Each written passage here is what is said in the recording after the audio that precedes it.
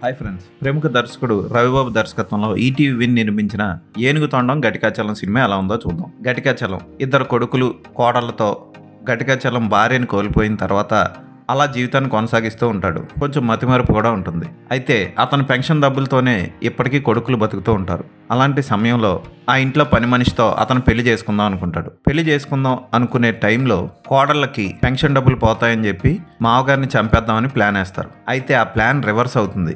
పని మనిషితో రొమాన్స్ చేస్తూ హార్ట్ ఆగి చనిపోతాడు ఘటికాచలం. ఇన్సూరెన్స్ చేద్దాం అనుకున్న ప్లాన్స్ అన్నీ కొలాప్స్ అవుతాయి. ఆ తర్వాత కోడళ్ళు ఏం చేశారు, ఘటికాచలం నిజంగానే హార్ట్ అటాక్ వచ్చి చనిపోయాడా, ఆ తర్వాత ఏం జరిగింది, అసలు డబ్బు కోసం కొడుకులు కోడళ్ళు ఎందుకు అంత కక్కుర్తి పడుతున్నారు అన్నది సినిమా చూసి తెలుసుకోవాలి. ఇదేం పెద్ద కొత్త కథ కాదు, ఇలాంటివి మనం చాలా చూసాం. పర్టికులర్గా ఇంపార్టెంట్ సీన్స్ అన్నీ వేరే వేరే సినిమాల్లో చూసినట్లే ఉంటాయి. ఉదాహరణకి మీకు విజయ్ సేతుపతి నటించిన, సమంత నటించిన సూపర్ డీలక్స్లో ఓ సీను, రీసెంట్గా రిలీజ్ అయిన నవీన్ చంద్ర సినిమా షో టైంలో కొన్ని సీన్లు గుర్తొస్తాయి. రవిబాబులో కొత్త టెక్నీషియన్ ఎప్పుడో చనిపోయాడు అనిపిస్తుంది. అనసూయ సినిమా తర్వాత అతను చేసిన ప్రతి సినిమా కూడా అంతగా ఆకట్టుకోలేదు. ఫోర్స్డ్ కామెడీగా అనిపిస్తాయి. రవిబాబు సినిమాలో కొన్ని కామెడీ సీన్స్ కావాలని యాక్ట్ చేసినట్లు, వీధి నాటకంలో గెంతులేసినట్లు అనిపిస్తాయి. ఈ సినిమా కూడా వాటికి దగ్గరగానే ఉంది. నరేష్ కానీ శ్రీకాంత్ అయ్యంగార్ కానీ ఎక్స్పీరియన్స్డ్ నటులైనా వాళ్ళందరూ ఓవర్ యాక్షన్ చేస్తారు. పెద్ద కోడలుగా నటించిన ఆవిడ మాత్రం బాగా చేసింది, కరెక్ట్గా కుదిరింది ఆవిడ యాక్షన్. అయితే ఆ పాత్రకు కూడా ఇంటి ఓనర్తో మెయిన్ వేయమని చెప్పే సీన్లన్నీ ఓవర్ యాక్షన్లా అనిపిస్తాయి. ఇక ప్రతి సినిమాలో తను కనపడడం ఆనవాయితీగా పెట్టుకున్న రవిబాబు క్లైమాక్స్లో కనపడతాడు. క్లైమాక్స్లో ఒక డైలాగ్ చెప్తాడు, మనకి మెంటల్ వచ్చేలోగా సినిమా అయిపోతుంది. ఫోర్స్డ్గా అనిపిస్తాయి. మనవడు మనవరాలు, నువ్వు పెళ్లి చేసుకుంటే మేము తోడి పెళ్లి కొడుకుగా కూర్చుంటాం, తోడి పెళ్లి కూతురుగా కూర్చుంటాం, ఇవన్నీ చిరాగ్గా అనిపిస్తాయి.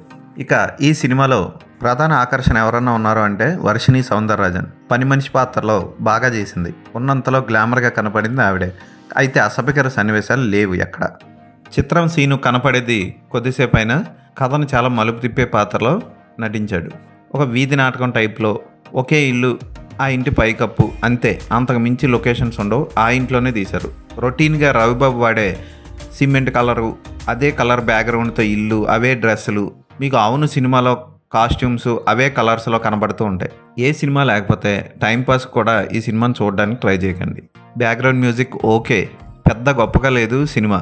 క్లైమాక్స్ ఏమవుతుందో కూడా మనం ఊహించగలం. ఇలాంటివన్నీ మనం చాలా సినిమాల్లో చూసాం. ఈ సినిమాకి నేను ఇచ్చే రేటింగ్ 1.5/5.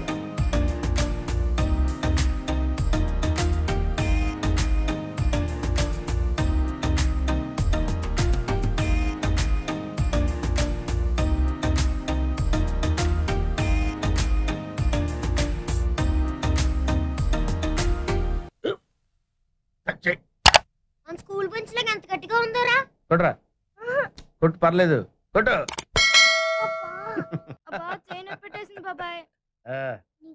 ఏంటి నువ్వు కొడతావా? కమా బిట్ మీ యార్. వద్దు బాబాయ్. వాడిని నేను కొట్టడం లేదమ్మా, వాడినే నన్ను కొట్టమంటున్నాను. నువ్వేం కంగారు పడక్కర్లేదు. అడుగుతావేంటి?